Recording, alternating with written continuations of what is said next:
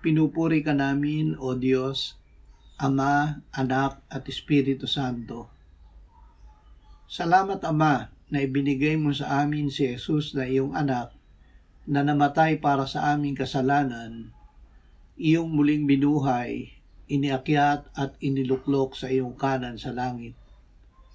Salamat na ibinigay mo sa amin ang iyong banal na Espiritu at sa pamamagitan niya ay ibinuhos mo ang iyong pag-ibig sa aming puso.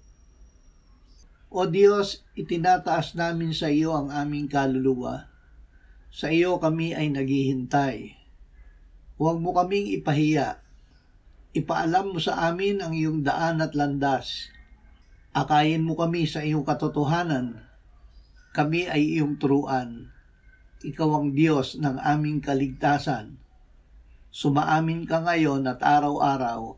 Amen.